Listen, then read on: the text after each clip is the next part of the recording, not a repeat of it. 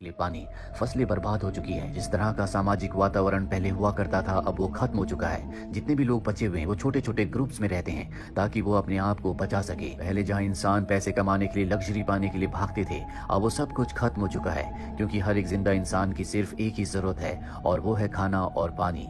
दिन में बहुत ज्यादा गर्मी होती है, इसीलिए हर कोई रात को ही ट्रेवल करता है, अपने बंकर से, अपने घर से रात को ही बाहर निकलता है। साथ ही हर कोई अपने चेहरे को और पूरी बॉडी को कवर करके रखता है ताकि उस पर अल्ट्रा वायलेट रेज का कोई भी असर ना हो। यहाँ पर हमें मैरी को दिखाया जाता है जो अपनी छोटी बहन और फिलिप के साथ गाड़ी में रहती है। ये सब के सब हमेशा गाड़ी से ट्रेवल करते हैं। मैरी और फिलिप एक दूसरे को पसंद करते हैं, वो गर्लफ्रेंड बॉयफ्रेंड है। और अब इन्हें पता चला है कि पहाड़ों में अब भी ऐसी जगहें हैं जहाँ पर इंसान जिंदगी को नॉर्मल तरीके से जी सकता है। इसीलिए तीनों तय करते हैं कि ये अब पहाड़ों की तरफ जाएंगे और ये पहाड़ों की तरफ निकल पड़ते हैं। रास्ते में ये एक पेट्रोल पंप पर रुकते हैं ताकि ये अपने लिए पेट्रोल ले सके।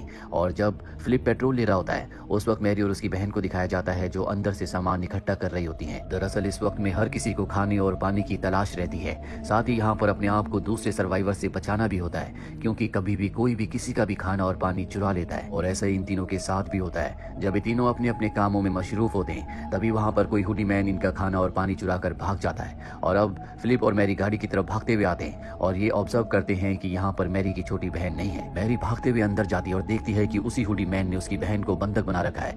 मैरी उससे बात करने लगती है और तभी पीछे से मौके का फायदा उठाकर फिलिप उसके ऊपर हमला कर देता है। ये दोनों आपस में लड़ रहे होते हैं और जल्द ही इन्हें समझ में आ जाता है कि आपस में इस तरह से लड़ने से कोई फायदा नहीं है। वो हुडी मैन कहता है कि मैं एक मैकेनिक हूँ, मैंने तुम्हारी गाड़ी को देखा है, तुम्हारी गाड़ी ज्यादा आगे तक नहीं जा सकती क्योंकि बाहर का टेम्परेचर बहुत ज्यादा है और अगर मैं इसके इंजन में कुछ चेंजेस कर दूं तो तुम इससे ट्रैवल कर सकते हो और इसके बदले मुझे खाना और पानी चाहिए। इसके बाद ये आपस में समझौता कर लेते हैं। ये उस हुडी मैन को खाना और पीने के लिए पानी देते हैं, जिसके बाद हुडी मैन इनकी गाड़ी में कुछ चेंजेस करता है और इन्हें कहता है कि इस गाड़ी से तुम बहुत ज्यादा ट्रैवल मत करना क्योंकि इसमें कोई ना कोई प्रॉब्लम जरूर आ सकती है। फिलिप तय करता है कि वो हुडी मैन को अपने साथ ले जाएगा ताकि अगर रास्ते में गाड़ी में कोई भी प्रॉब्लम आए तो वो उसे रिपेयर कर दे। हालांकि दोनों लड़कियों को ये बात अच्छी नहीं लगती, पर इनके पास शायद इसके अलावा कोई भी रास्ता नहीं है और अब ये चारों के चारों गाड़ी से पहाड़ों की तरफ निकल पड़ते हैं। पर बहुत लंबा सफर तय करने के बाद ये देखते हैं कि आगे रास्ता ब्लॉक है। वहां पर मेटल का एक बहुत बड़ा स्ट्रक्चर पड़ा होता है। पहले उसे हाथ से धकेलने की कोशिश करते हैं पर वो बहुत भारी होता है, इसीलिए उसे हिला भी नहीं पाते। इसके बाद ये गाड़ी में रस्सी बांधकर उस मेटल के स्ट्रक्चर को खींचते हैं और ये प्लान इनका काम कर जाता है। ये उसे रास्ते से हटाकर आगे बढ़ते हैं और कुछ दूर जाने के बाद ये देखते हैं कि वहां पर एक गाड़ी का एक्सीडेंट हुआ है जो कि नीचे गिरी हुई है। इन्हें लगता है कि गाड़ी में खाने या पीने का कुछ न कुछ सामान होगा जो इनके लिए बहुत जरूरी है। इसीलिए फिलिप और हुडी मैन तय करते हैं कि वो नीचे गाड़ी के पास जाएंगे। ये दोनों के दोनों गाड़ी के पास आ जाते हैं जहाँ पर सच में गाड़ी के अंदर खाना और पानी होता है। इसके बाद वॉकी टॉकी से फिलिप मैरी को कॉल करता है और कहता है कि यहाँ पर पानी है लेकिन पानी ऊपर तक ले जाने के लिए हमें पानी का एक बड़ा डिब्बा चाहिए जो गाड़ी में है, तुम्हें उसे लेकर नीचे आना होगा। मैरी साफ साफ मना कर देती है और कहती है कि मैं अपनी बहन को अकेला छोड़कर नहीं आऊंगी। फिलिप उसे समझाने की कोशिश करता है लेकिन मैरी अपनी बहन को अकेला नहीं छोड़ना चाहती। और जब मैरी की बहन कहती है कि मैं कोई छोटी बच्ची नहीं हूँ, मैं अपना ध्यान खुद रख सकती हूँ, तो मैरी फिलिप की और हुडी मैन की मदद करने के लिए नीचे आ जाती है। और कुछ ही देर बाद इन तीनों को मैरी की छोटी बहन की चीख की आवाज आती है। ये तीनों के तीनों ऊपर भागते हैं। तभी मैरी का पैर स्लिप हो जाता है और वो वहीं पर बेहोश हो जाती है। जब उसे होश आता है तो देखती है कि वो पूरी तरह से अकेली है। और कुछ ही दूर चलने के बाद उसे वहां पर हुडी मैन मिल जाता है जो मैरी को बताता है कि इससे पहले कि हम गाड़ी तक पहुंचते हमने देखा कि वहां पर बहुत सारे लोग हैं। ये लोग बहुत ही खतरनाक है, इन्होंने जानबूझकर हमारे लिए यहाँ पर ट्रैप बिछाया था। ये इंसानों को मार देते हैं, साथ ही ये अपना पेट भरने के लिए कुछ भी कर सकते हैं, किसी हद तक भी जा सकते हैं, इसीलिए हम तुम्हारी बहन को बचा नहीं पाए। अब यहाँ पर मैरी को फिलिप भी मिल जाता है और वो फिलिप से कहती है कि मुझे मेरी बहन तक पहुंचना है, इसीलिए हम सबको उन लोगों का पीछा करना होगा।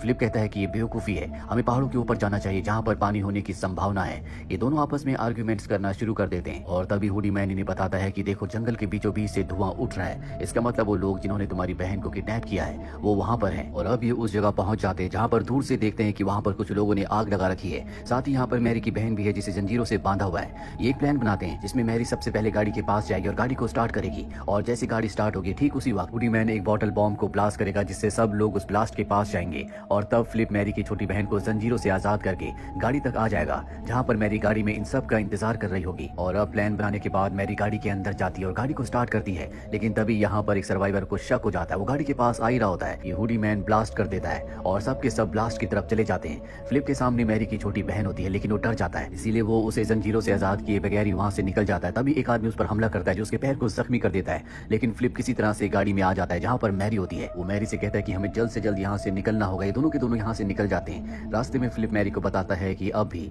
तुम्हारी बहन उन्हीं लोगों के कब्जे में है लेकिन हम उसे आजाद नहीं कर पाए।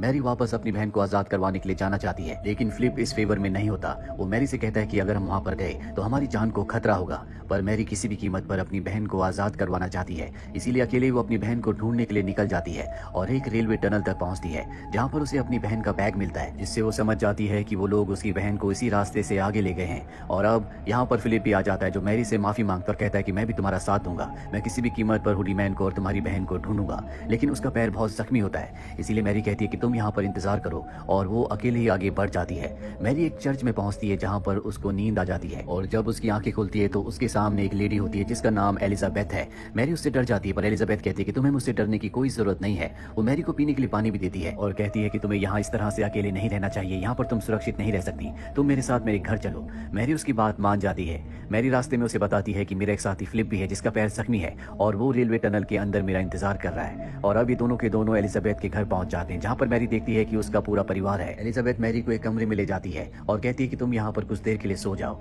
मैरी वहाँ पर सो जाती है क्योंकि वो बहुत ज्यादा थकी हुई होती है, और जब उसकी आंखें खुलती है तो वो देखती है कि उसे उस कमरे में लॉक कर दिया गया है। ये लकड़ी का कमरा होता है, और वो लकड़ी से बने हुए छेदों के बीच में से देखती है, जहाँ उसे पता चलता है कि फिलिप को भी ये लोग पकड़ कर ले आए हैं। दरअसल ये वही लोग हैं जिन्होंने सड़क पर जाल बिछाया था और उसकी बहन को किडनैप किया था। फिलिप को भी अब इन्होंने पकड़ लिया है, और अब एलिजाबेथ उसके कमरे में आती है और बताती है कि हम ही हैं जो लोगों को पकड़ कर यहाँ पर लाते हैं ताकि हम अपनी भूख मिटा सके, अपने आप को जिंदा रख सकें। वो उसे एक नीली ड्रेस देती है और कहती है कि रात को हम डिनर पर मिलेंगे। ये कहकर एलिजाबेथ वहाँ से निकल जाती है, और अब मैरी किसी भी तरह से यहाँ से निकलना चाहती है, लेकिन यहाँ से भागने का उसे कोई भी रास्ता नहीं मिलता। भी पीछे का दरवाजा खुलता है और मैरी की बहन अंदर आ जाती है। मैरी अपनी बहन को अपने पास पाकर बहुत खुश होती है, वो उसके गले से लग जाती है। वो अपनी बहन से वादा करती है कि वो उसे यहाँ से बचाकर किसी भी कीमत पर ले जाएगी। इनके पास जो कपड़े होते हैं ये उसे वहाँ लकड़ी के साथ बांध देते ताकि ये ऊपर से नीचे जा सके, पर तभी एलिजाबेथ का बेटा वहाँ पर आ जाता है। एलिजाबेथ का बेटा इससे पहले कि कपड़े देखता, मैरी जानबूझकर उसे अपने गले से लगा लेती है, और ठीक इसी वक्त मैरी की छोटी बहन मौके का फायदा उठाकर पीछे से उसके सिर पर हमला करके उसे बेहोश कर देती है। इसके बाद मैरी अपनी छोटी बहन को कपड़े से नीचे उतारती है और कहती है कि तुम जंगल की तरफ जाओ, और खुद वो उस ड्रेस को पहनकर बाहर जाती है, जहाँ पर एलिजाबेथ को लगता है कि उसने उनकी बात मान ली। वो उसे अंदर ले जाती है, जहाँ पर एलिजाबेथ का पूरा परिवार होता है। यहाँ मैरी को खाना दिया जाता है, लेकिन वो इस तरह का खाना नहीं खा सकती, इसीलिए वो खाना फेंक कर बाहर भागने लगती है। पर अब एलिजाबेथ का बेटा जो बेहोश था वो होश में आ चुका होता है। वो मैरी को पकड़कर बांध कर एक कमरे में ले जाता है, जहाँ पर पहले से फ्लिप होता है। वो फ्लिप को मार देता है और इस जगह से निकल जाता है। इसके बाद मैरी किसी तरह से चाकू से अपने हाथ की रस्सी को काट कर यहाँ से भागकर एक दूसरे कमरे में जाती है, जहाँ पर वो देखती है कि बहुत सारे बंदी हैं, जिनमें हुडी मैन भी एक है। और अब क्योंकि मैरी ने उस दरवाजे को खोल दिया तो सब के सब यहाँ से भागने लगते हैं। मैरी जंगल में जाती है, जहाँ पर उसने अपनी बहन को जाने के लिए कहा था। वो देखती है कि वहाँ पर एलिजाबेथ ने अपने बेटे के साथ उसकी बहन को एक बार फिर से पकड़ लिया है। एलिजाबेथ मैरी से कहती है कि मुझे लगा था कि तुम सबसे अलग हो, इसीलिए मैं चाहती थी कि तुम मेरे साथ हमारी टीम के साथ शामिल हो जाओ, लेकिन तुम भी दूसरों की तरह निकली। और अब एलिजाबेथ उसके पास आ जाती है और मैरी उस पर हमला करके उसे जख्मी कर देती है। और जब उसका बेटा देखता है कि उसकी मॉम जख्मी है तो वो अपनी मॉम के पास आता है, जिससे मैरी को मौका मिल जाता है और वो अपनी बहन को आजाद करके यहाँ से निकल जाती है। जल्दी हुडी मैन भी इन्हें मिल जाता है और ये तीनों के तीनों अब माउंटेन्स तक पहुंच जाते हैं, जहाँ पर ये देखते हैं कि पहाड़ की चट्टानों से पानी रिस रहा होता है, जो देखकर इन्हें बहुत खुशी मिलती है। और अब ये तीनों के तीनों आसमान की तरफ देखते हैं, जहाँ पर पक्षी उड़ रहे होते हैं। इसका मतलब ये है कि यहाँ पर जिंदगी है। पर जब ये पलटकर घाटी की तरफ देखते हैं तो वहाँ पर इन्हें बंजर चीजों के अलावा कुछ भी नहीं मिलता, यानी कि यहाँ पर भी जिंदगी नहीं है। लेकिन इन्हें इस बात की तसल्ली है कि यहाँ पर कुछ पानी जरूर है, पर इन्हें नहीं पता कि यहाँ पर कितने वक्त तक सरवाइव कर पाएंगे। और इसी के साथ ये फिल्म, ये कहानी यहीं पर खत्म हो जाती है। उम्मीद करते हैं कि आपको ये कहानी